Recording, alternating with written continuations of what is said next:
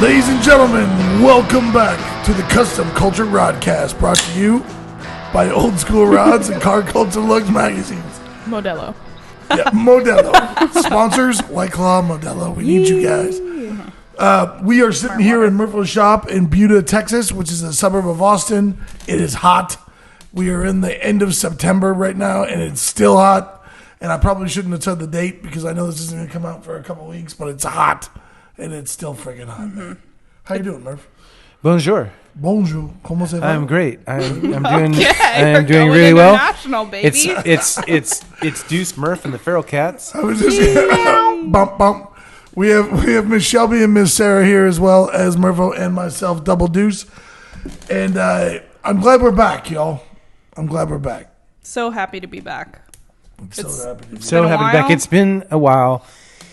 Oh, and there was some stuff, and there's some other stuff, and it's been hot, and then it was better, but then it's hot again, and here we are. How have you been? Dude, I think we should start doing our podcast from the Oregon coast. Why? Because it's never hot on the Oregon coast. Yeah. Or California. Well, Yeah. no, we were just in hot ass California for Ventura. 90 degrees Seattle. as a No, high. I drove Vancouver, there. BC.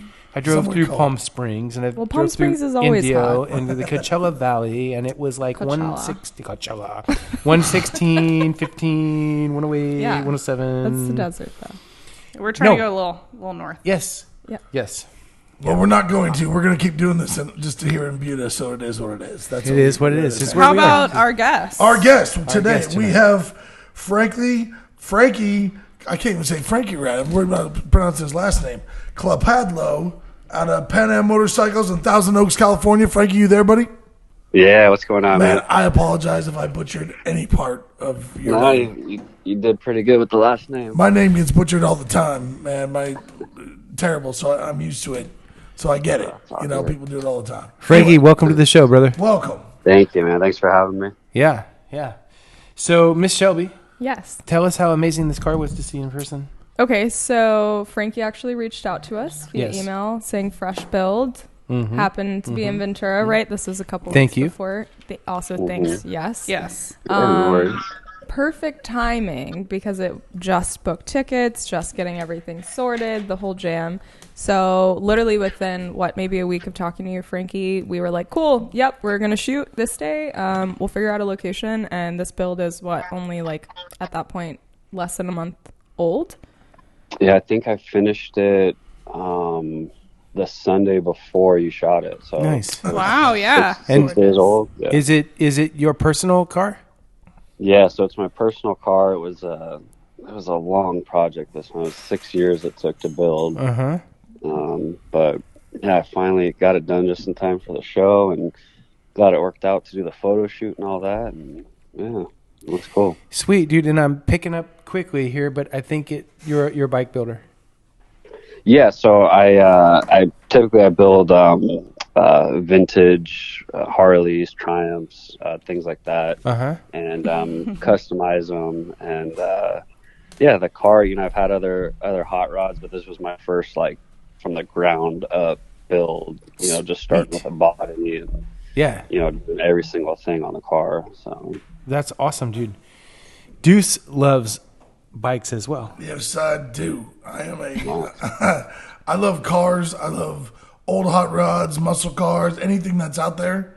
But bikes, brother, you said the greatest two names that have ever been said. Harley Davidson. yeah, there you go. Yeah. I've had them since I was younger, way younger, kid. Just before my 20s, I got my first 74 Ironhead, and it's never stopped from there. Oh, yeah. I've got them all the way up till I'm doing a chopper right now where I just bought a coffin tank on the thing. It's going to be a 70s style where it's a SNS 1690, so it's a 103 shovel with a Denver's motorcycles out of Las Vegas. I got Denver's front end on the thing, and the bike's going to be about 9.5 foot long. And I get chills talking about it because I'm so excited on this bike. Also for a visual for everybody, including Frankie, Deuce is huge. Deuce is a large man, so any kind of spring or anything that's going to support this body needs to be. My problem is is I'm a 6'4", 285-pound fella that wishes he was about 5'10" and $185. Because I love like the San Francisco style chops, you know, with that short Springer Super front end and the skinny. peanut tank and whipping through traffic. I love that. I just look like a bear on a bike in a circus on those damn things. You know. That's really strange because being 5'10" and 195, I would sometimes feel like I wish I was 6'4" and 285. The grass is always greener, gentlemen. The grass is always greener. To continue bragging, Frankie is also a Born Free builder for 2023. So Nice. Yeah. Super Nice, rad. dude. That is cool. Yeah. Yep. Thank you. Appreciate it. Yeah, hopefully they haven't announced the builders yet, but hopefully by the time this comes out, they already announced it by that point. Yeah. I think they're getting ready right now to announce everyone, so it should be any day really. Well, good, But, man. Well, congratulations, dude. That's a big deal. Thank you. Yeah, I'm looking forward to it. I'm doing a 48 pan head for this build. And using a lot of original wishbone frame, original VL Springer. I'm trying to use as much original parts as I can, and then everything else would be just like custom handmade, and trying not to do too many like off the shelf parts. You know what I mean? But yeah, it's a bike I had in my head for a while, and so when this opportunity came up, I'm like, man, I'm gonna build this bike that I've been thinking about for a while. And so yeah, I'm looking forward to it. That's funny. I've had that bike in my head for a while. I just don't have the coin to build it. I'm a car guy. Surprise. I do though like have this innate like appreciation for anything fabricated and customized and everything. And we actually went to the hand built show this year and got to go in Austin and see all of these custom bikes, and it really hooks you. Like the fabrication on the bikes is amazing. Definitely something that I can appreciate as a builder. I mean, I think it's just amazing the work, the talent that goes into building bikes. We also made it to Revival Cycles, which is a big custom shop out here, Frankie, and I got to see some stuff there. So my hat's off to you, and kudos, dude, for what you do. It's amazing, these bikes. Thank you.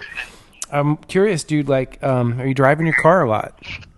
So yeah, I mean, since the show, that was actually, besides like doing like 5 or 10 minute like test drives, like working bugs out. Yeah. That was the first time I actually like drove the car, was to go to the show.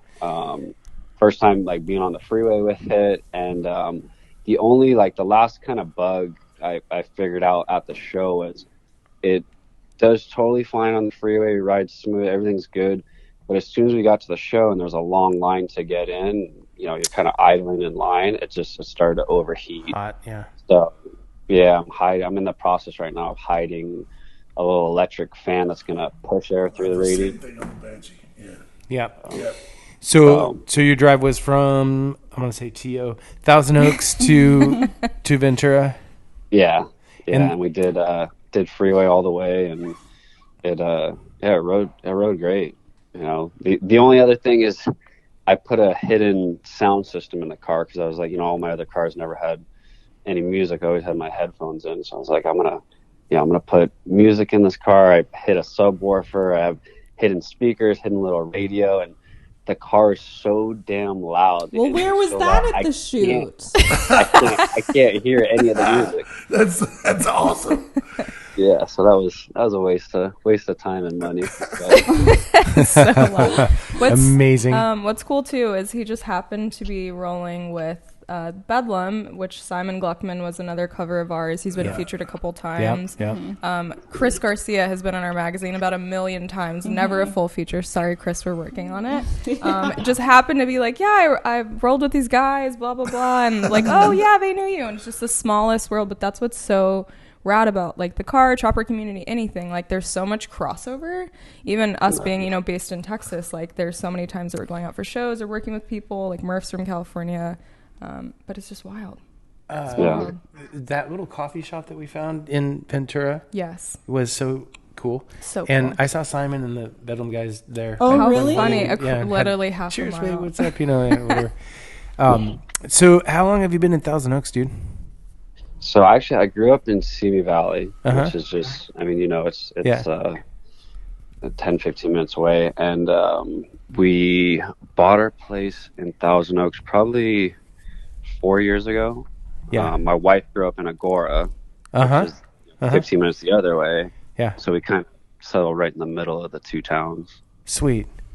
Yeah, we talked briefly for a second, and I don't know why I'm saying this, but I lived in Thousand Oaks also for a while when I was a kid, so it's like I can picture all this stuff and Simi Valley and Agora and all these places. Small world again. Yeah, it is a small world. Yeah, that's awesome, dude. So, what are you working on right now? What do you got? What do you got cooking? So I'm just finishing up the kind of small little details on the car, and we're trying to work out right now, possibly getting the car to SEMA. Nice. So talking with a couple guys about that, and then obviously the magazine feature is going to be coming up. I think you guys said in December. Is that right? Yes. Yeah. It's going to be in the next issue of Rodz, which I don't know if we're allowed to say The number? that it's going to be a special issue with The theme. Yeah, are we allowed to say that? You can. I mean, you build the magazine. Well, yeah, but let me run it up the ladder real quick. Yes, ma'am. Yeah. Hot rods? It's going to be a special hot rod issue. It's going to be all hot rods. Yeah. Yes. Yeah, it's going to be super cool. It's a great lineup. It's going to be really cool. I'm really excited about it. And I've seen some of the shots, and I know the photographer. And they're amazing, bro. Your car looks fantastic. Oh, thank you. I want to say in film, but it's digital. Digital, yeah. Mm-hmm. Yeah, I got to see that one sample photo that you had posted, Shelby. It looks amazing. I know. Really good photos. I never, after a while, you get to a point where you shoot and then you offload, but you're not looking. And I went home immediately. Was like, okay, this was literally, what was that called? The cross, that point up there. Oh yeah, up there. Kulture. Yeah. So literally, we're didn't even factor in, it's sunset on a Saturday, so everyone's trying to make out, watch the fucking kids look at the ocean, smoking weed up there, right? So we're trying to carve out a space literally on the side of basically a overlook with two cars, because his dad was also there.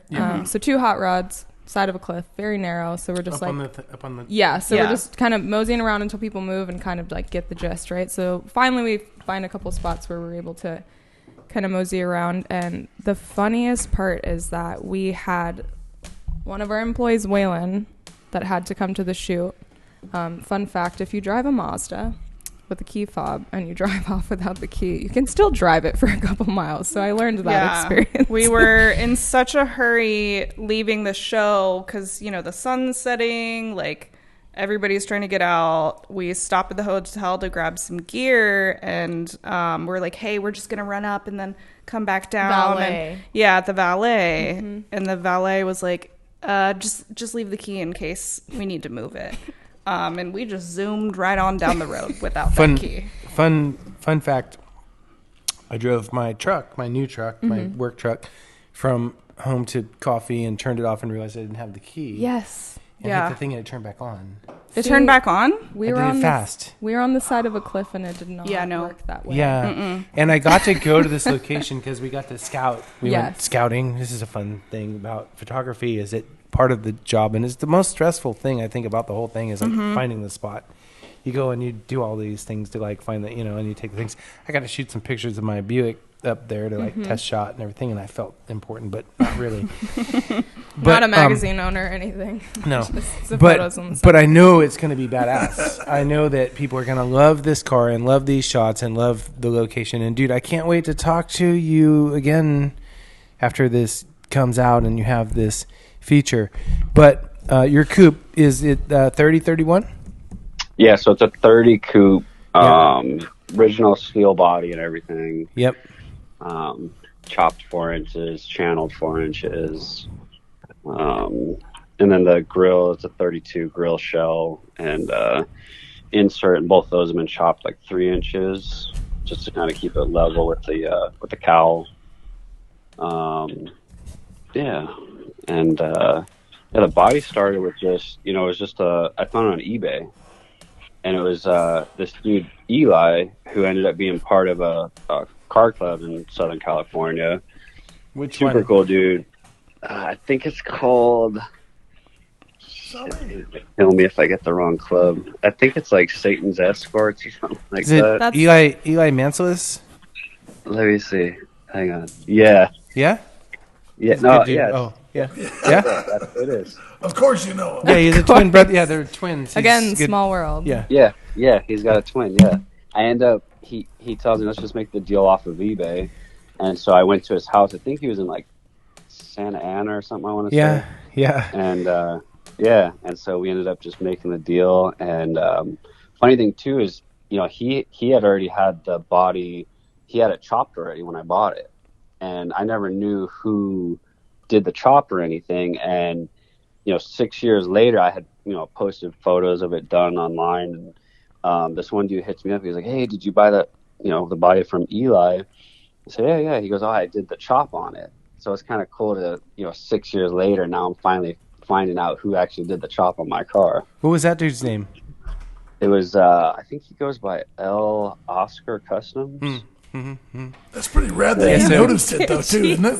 So Eli and Josh Manselis, super cool dudes, very psychobilly, like rockabilly, like these cats. And we used to hang out in Orange and go to the juke joint and like the district in Orange and hang out. And they come over to my house and hang out in the backyard with the cars and like Party at your house. I had a party Hang once out. upon a time at my house in Orange. Yeah, cool cats, dude. So that's good backstory. It's a very, very cool car. What's the motor? So it's a small block 350. It was just a crate engine I got from Jegs, and then I tried to dress it up, dress it up a little bit and kind of fit that era. A lot of like Offenhauser parts and running tri-power Strombergs. But it's cool. It's those new big 97s that they make. Yeah. Yeah, so I'm rocking those, which they're working pretty good. And then like I have the Power Master alternator that looks like a generator. So it kind of has the look, but functions a little bit better. And then turbo 350 trans on it, which it's funny because I had a 27 Roadster and I had a Power Glide in it. And I was always like, man, I wish I just had that one more gear, instead of the 2-speed. I wish I had a 3. So when I built this, I was like, okay, I'm going to do a 3-speed. And then I'm like, wait, why didn't I just do a 4-speed? why did I do the 3-speed? But it's just loud as anything on the freeway. It'd be nice for that one more gear, and get those RPMs down a little bit. But so you're running the 3? Yeah. So I went with the 3-speed. And it is what it is, Yeah, that's some heavy RPM. What's the gear in it? It's a 350. The rear gear? Yeah, it's a 350 on the rear. Yeah. Mm-hmm. Yeah, just it's a 9-inch rear end by John's Industries makes it. Yeah. And then the pumpkins, John Industries with posi and everything in it. Cool. Yeah.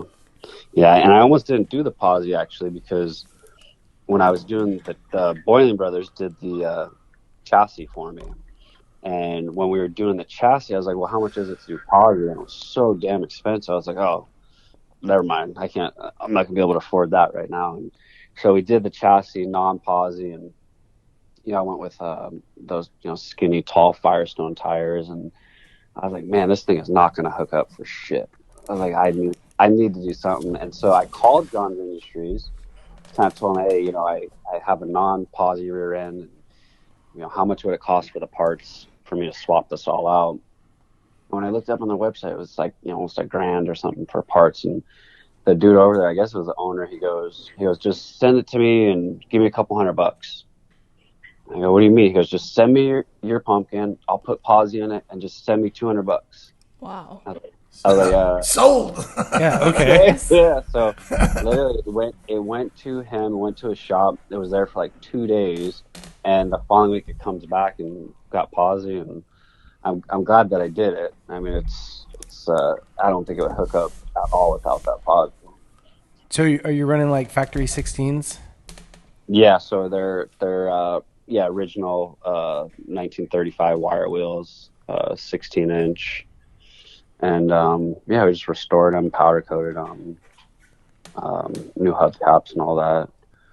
And a little bit smaller tire in the front, and then a taller, skinny Firestone in the back. Yeah, dude, it sits cool. Like, it's got really good rake. Thanks, man. Yeah, dude, good job. Thank you. Yeah, that was, man, the chassis was a whole nother. The chassis, after I got the body all sorted out, the chassis was like my next thing. And so originally I had talked with this guy. He's in Colorado. I won't say his name, but dude ends up being a piece of shit. He talked this good game, like all he does is Model A chassis, and I'm like, okay, perfect, because at that point I was going back and forth, like, am I gonna do something myself, fabricate something? Am I gonna just buy something that was ready and available? And so this guy goes, oh, we can build anything you want, you just tell me exactly how you want. So I spent like 2 weeks like emailing back and forth, talking on the phone, like going through all these details, and finally, the frame shows up, parts show up, and so me and my dad, we start putting it together, and it didn't even sit close to what we talked about. No. It was we'll get the hot gossip about who this is offline. Yeah, and like the front end, like the frame rails were supposed to pinch in and hide behind my grill shell, and like the rear leaf spring was supposed to be narrow where I didn't have to cut the body. Well, all of that was way off. The horns were still in the front coming down, like all he did was just chop them off, and like the welds were garbage. And so I was trying to be cool with the guys. Hey man, I said, I don't know what happened with this, but it's not even close to what we talked about. This ain't it. And I said, and I even told, I said, look, let me see a photo. I said, maybe it's something I'm doing wrong, and I just wanted him to see it. And so I sent him the photos. He goes, oh no, that looks good to me.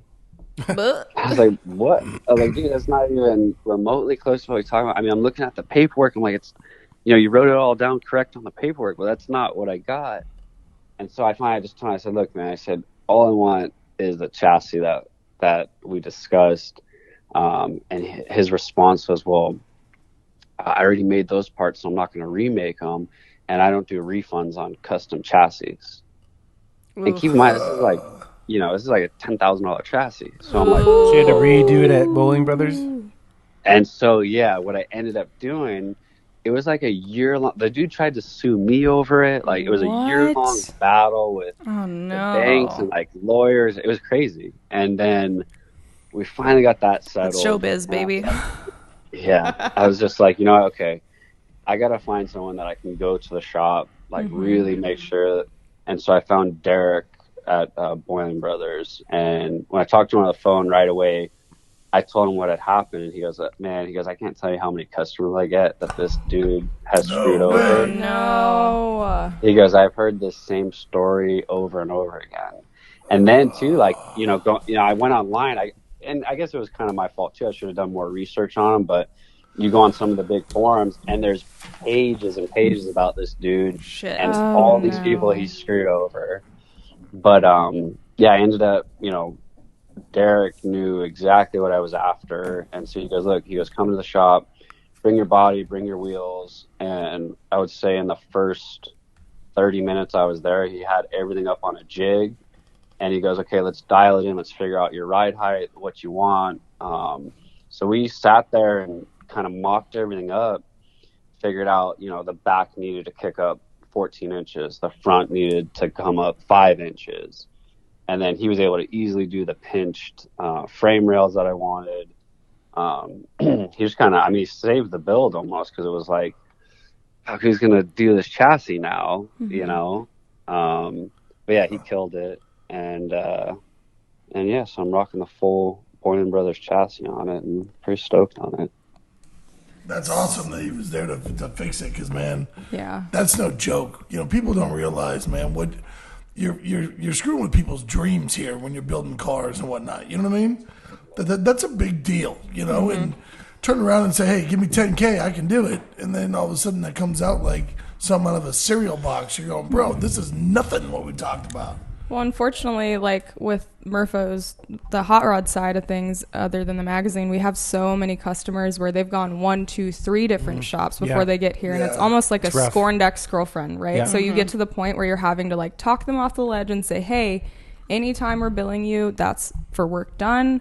You can come in anytime, open door policy, because you really do have to have that trust for the amount of money that people spend, because time is money, right? You're paying these guys for their experience, for their knowledge, Murph, you know, for the shop time, everything, and just 20, 30 plus years of this, you know? And people don't understand a lot of these components like aren't made to fit together, right? So yeah, 1946, this engine was never supposed to be in here, but you want the convenience of running down the road with your kid, not being broke down. You don't have the skills or knowledge to fix it. Right. So you have to pay for it. But at the same time, yeah, I'm telling you, there's so many. I mean, but it sucks when you do. I mean, you spend that amount of time, money, energy, everything, and someone's selling you the world. Well, that's the thing. You sound like you've been spending some time running a hot rod shop. What? What? Wow. Well, the worst part is that there's so many guys out there like that. Like, there's guys here in Austin, and we know who they are. Who would say, oh, yeah, this thing, and you get it, and you go, what? Yeah. You know, silly little things. You turn around and go, that if you can't do that right, how the hell are you going to build something? Or tell me that, oh, yeah, I built this thing, and you come to find out that guy had nothing to do with the build. You know what I mean? Yeah. I hate that kind of crap. My Blazing Saddles quote, I'm going to age myself. Dad joke. What in the wide world of sports is going on around here? That's unfortunate misfortune, dude. Like, but hey, we're making lemonade here. That's it. That's all. The car is badass, and so we have to look at the silver lining. Did you and your dad paint it interior? What else, like, to finish out the car? So, so the paint is another nightmare story. No. Let's hear it. Bring it. Now I'm realizing why it took 6 years. There were so many ups and downs. I mean, don't get me wrong, we had a great time building. There were so many like positive things that took place also, but I had another shop. I'm not going to name the shop, but I had been talking with these guys, a full restoration shop in California, and I had been talking with them for about 2 years before actually taking the car in for paint and body. And they seemed super cool, came to my house, the owner, the manager, the painter, they all came to the house, took photos, spent hours with me, you know, really going over the details of the car and what it was going to be. And so they gave me a quote, you know, totally fine with the price. And then maybe like a year went by, so I figured, yeah, the price is going to go up a little bit. Obviously, you know, paint materials and everything go up in price. And so I brought the car in, you know, price went up a little bit. We signed all the paperwork, went over everything. Everything was good to go. Then I'm sitting in his office and he goes, you know, I should really be charging you this price. And it was thousands and thousands of dollars more than what we had discussed and signed for. And so I was kind of shocked. And I go, dude, that's not how this works. You know, I mean, you know, we had a deal. We signed a document. I mean, that's kind of is what it is. He goes, yeah. And he goes, I know. He goes, I'm going to stick to my word and everything's good, you know. And so I thought everything was fine. And then like 2 weeks before, now this is the car had been painted. It's like 2 weeks before I'm picking the body up. And he sits me down in his office and shows me a bill for $48,000. What? And I go, I'm like, what is this? And he goes, that's what you should be paying. He goes, I sat down and the amount of stuff he had on this list was like the electricity they used in the paint booth. Like he had so many, and I was like, this is crazy, man. I go, we already went through this like a month and a half ago. You know, I'm only willing to pay what we discussed. I go, we didn't change anything. Everything's the same color we discussed. We did the same body work. We did everything that we had discussed. And I go, I'm not, you know, I can't pay $48,000 for a paint job, man. And so he goes, no, you know what? I'm going to need you to pay a certain percentage of it. And I go, dude, even that, man. I go, that makes no sense. I go, that's not how business works, man. And he goes, well, you're not going to be able to take your body then. He goes, I'm going to keep it. And at this point, we had already dropped the body onto my chassis. I brought my chassis over to the shop. And so I'm like, now I'm freaking out. I'm like, dude, are you kidding me? Like, you know, at this point, it had been about 5 years of building the car. I go, 5 years of building the car, and now you're trying to hold on to my car? Like, this is crazy. And so then, like, dude, the bar association had to get involved, lawyers. I mean, it was crazy. He ends up lying to the bar association and forging documents, and they caught him, though. They caught him. Good. Get his ass. And he ended up paying thousands of dollars in fines for forging documents to a government agency. What? In the What? world? Okay, but that's the only thing about that situation. Like when somebody wrongs another person, you're paying to a government agency, and meanwhile you're over there like, what about me? Like, I'm the one whose money he took in the first place. Oh Yeah. my God. And luckily the bar association is the ones that went in there and was able to get the car released. And I had to sign a document basically saying that I wouldn't write any bad reviews about him online, is what he wanted. So, you know what? I said, I'm going to sign it. I'm not going to spend my time online writing about you. But I said, dude, if anyone asks about this paint job, I'm going to tell them exactly what happened. And I told him too, I go, the saddest part about the whole thing is that the paintwork came out flawless. It is a gorgeous. I mean, he did. The guy that paints for him, he does body work and paint, is so good, such a good painter. So I'm like, man, you would have got so much business out of this car. Instead, you tried to screw me over, and now you ended up paying, you know, all these fines and everything. I go, it's just crazy, you know. But yeah, so that was a pretty rough one. What city was it painted in? It was painted in Moore Park, and it's a restoration shop. Man. Murph's trying to figure this out. How on the exhausted spot. were you at that stage? You Yeah, got 5 5 years years? into a car, and you're thinking, dude, I just need to take a nap for about a week. Golly, bro. And I'm thinking it's like, light at the end of the tunnel. Like, after this, we're going to be on to final assembly and, you know, all these years of work. It's finally like, here we are, you know what I mean? Like, it's almost done. And we had to go through that. And then so it was like, you know, finally got that all situated, got the car back. And now I'm like, okay, let's just get down to business. Let's get this car done. At this point, we had found out my wife was pregnant with our second son. Congratulations. So I was like, thank you. And so now he's one now. But I was like, okay, let's get this thing done, you know? And so we basically finished everything we could at the house.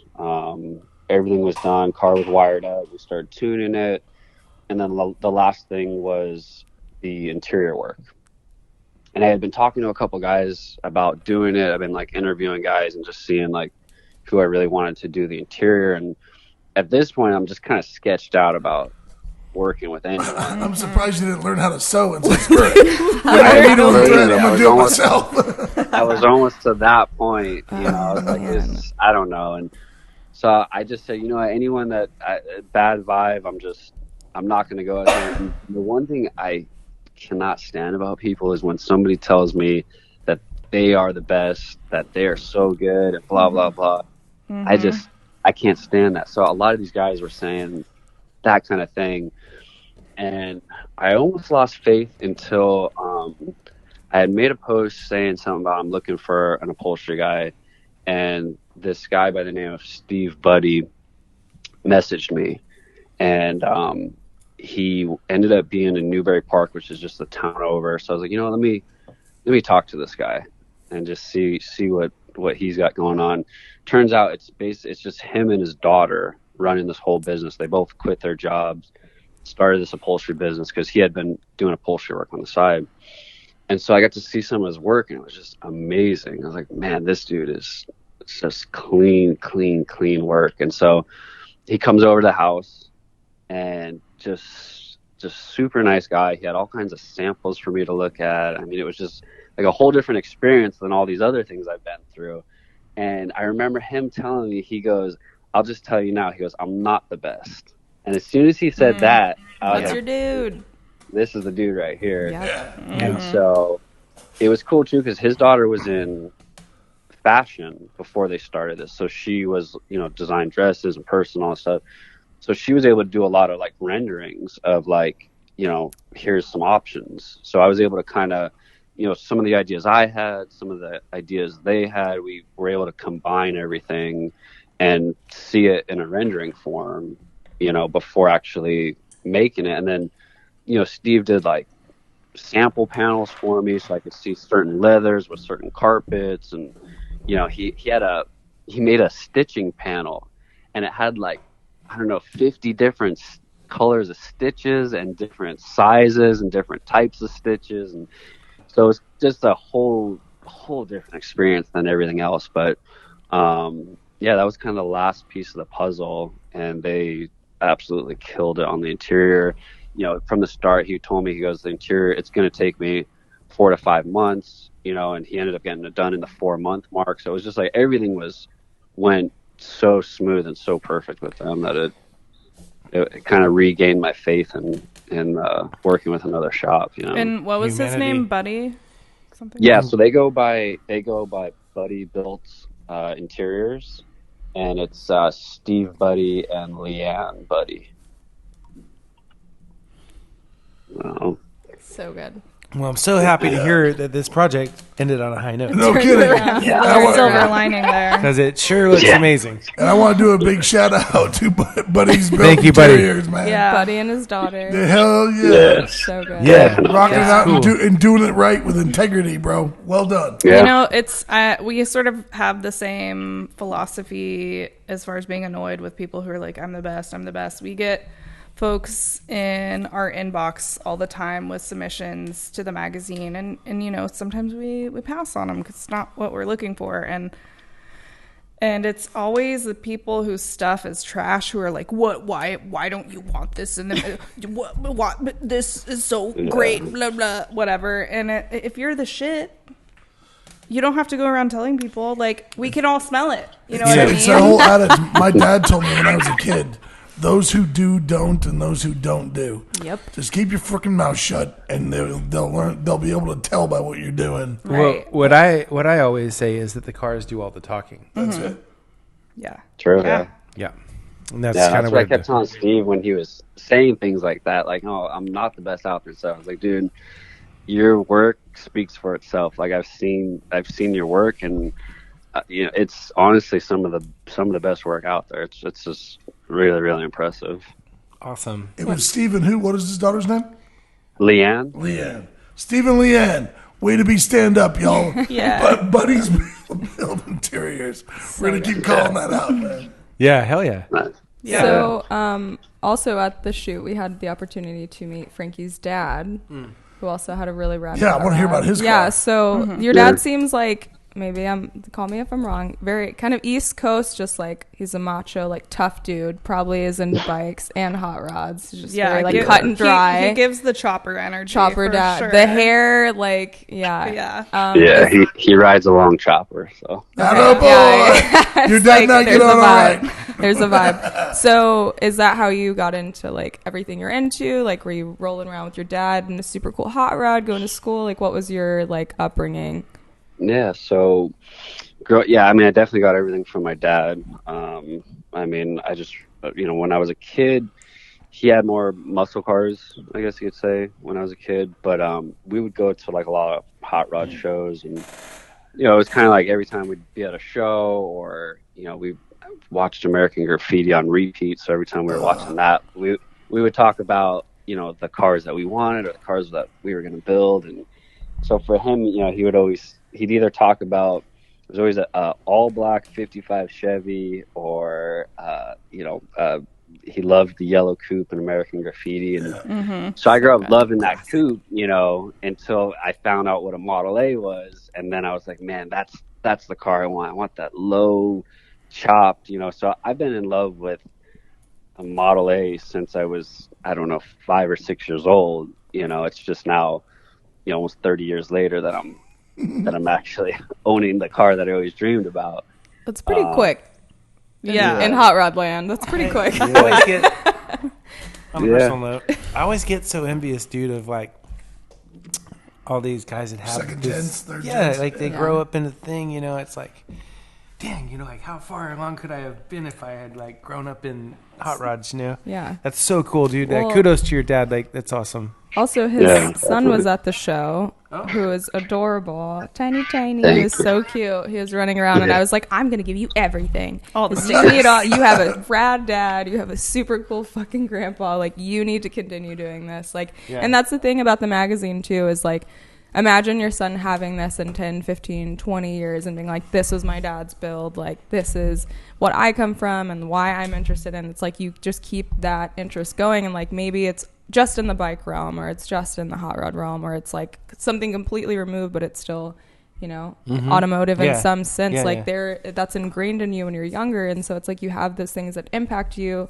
Like, I'm sure Sarah, being creative, there's something in your wheelhouse when you were younger, and then you're like, yes, this is fucking it. My This mom's is an what I art need to be teacher, doing. so Boom. Yeah, yeah, exactly. And then and like the interior car design, is all so that. cool, and given that primarily mostly bikes, right? Like, it would be super cool if it was a forever car that like got passed down. Yes. Yeah, no, that's definitely the plan. It's like, you know, a lot of people have said, you're gonna sell it, or you know, what are you gonna do? I'm like, dude, I built this to keep it, and that's the plan, is like to pass it down, and for him to pass it down to his kids, and like to keep that going, you know. Yep.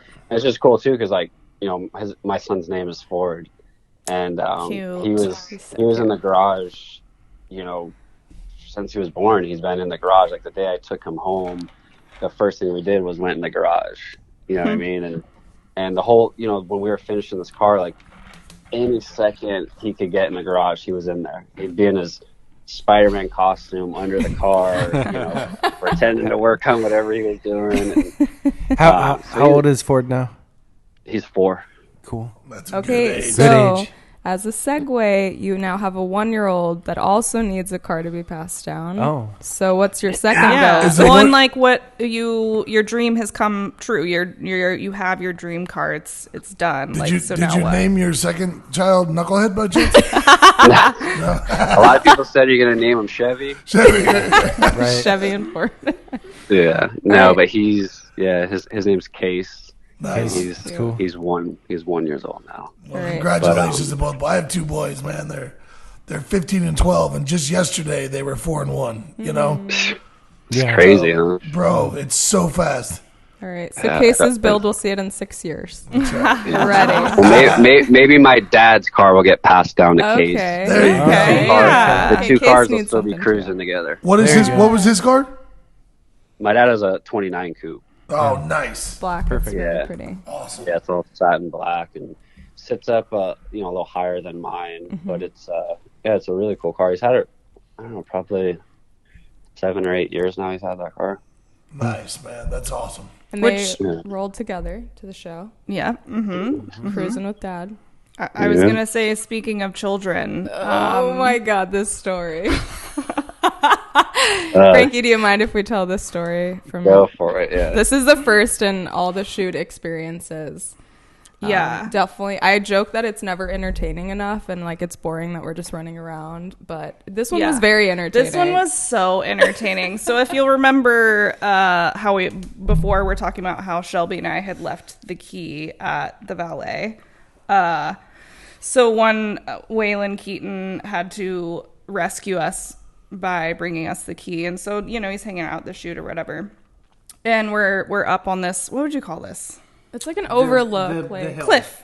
yeah. Cliff, but there's hill. like levels, like Yeah. top. We're like on the Plateau. second. So to it's top. like a terraced hill that goes up to Yes. like a Yeah. park. Yes. Okay, yeah. In So over Ventura, the overlooking cross. the ocean. Beautiful. It is amazing. Of course it gorgeous. is. It's You'll gorgeous. see it. You'll see in the Okay. magazine. You'll see in the pictures. So the terrace above us there's like a walking trail or something up there, and there are some little kids up there, and as little kids do, they decide to like start throwing rocks down the hill, and we're all like we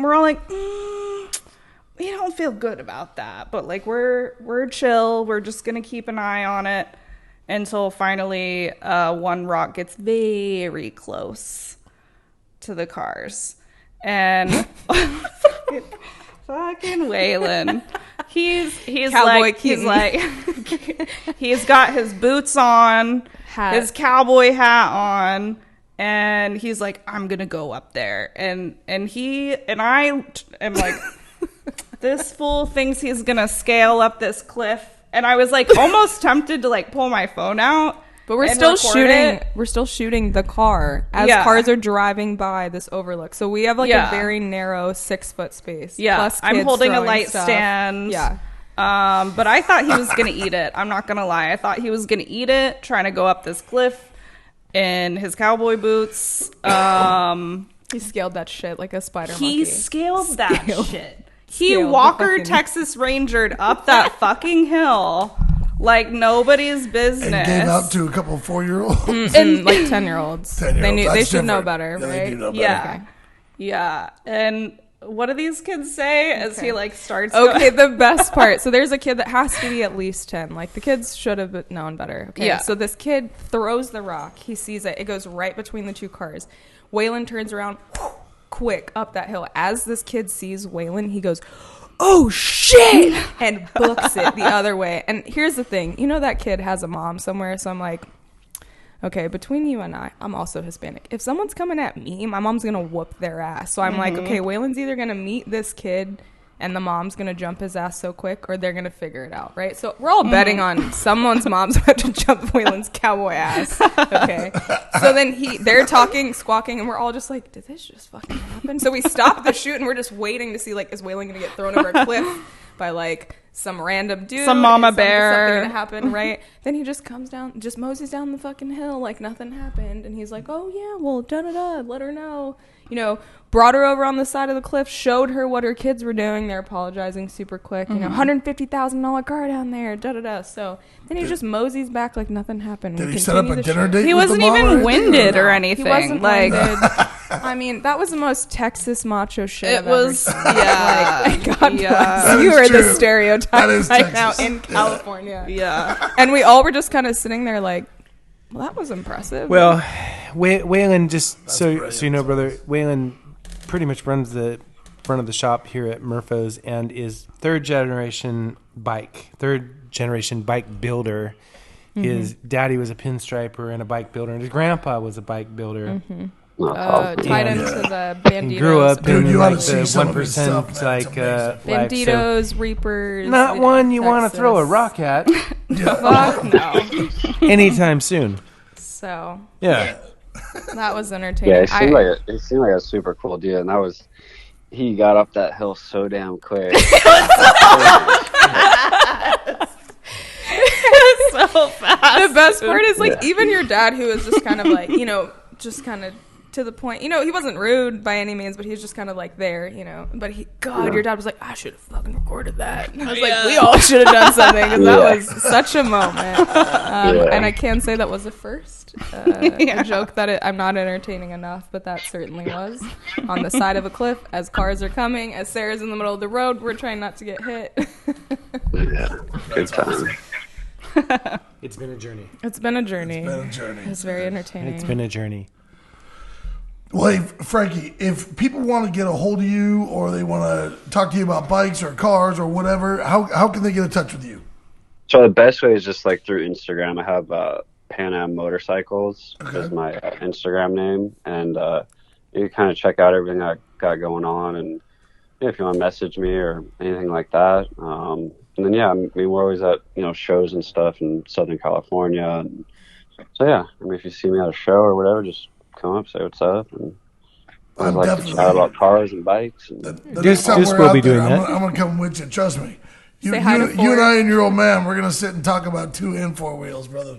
Yeah. I'm in. Yeah, sounds good. I'm in. Frankie, brother, we appreciate you, and we love your car. We appreciate your support, Absolutely. and we can't wait to see it come out. I believe it goes on sale in December. That's going to Yes. be Cool. Rod's Yeah. 116. Rod's 116. Everybody keep your eye out. Also- at your newsstand. PPIM, is that Born Free, California? Not Yeah. Texas? Okay. 2023. Yeah. PanAm 2023, Motorcycles. Born Free 14. Sweet. Yee. Yeah. Well, thanks, Frankie. Yeah. And by the way, worries. ladies and gentlemen, this is Frankie Klepadlo. I said Yeah. that right? Ha! Yes, Not, PanAm not Motorcycles Italian. from Thousand Oaks, California, man. Frankie, thank you so much for being a part of this. Give your old man a shout out for us, and give Stephen Leanne from Buddy Built Interiors, man. We dig them because they did you right, bro. That's awesome.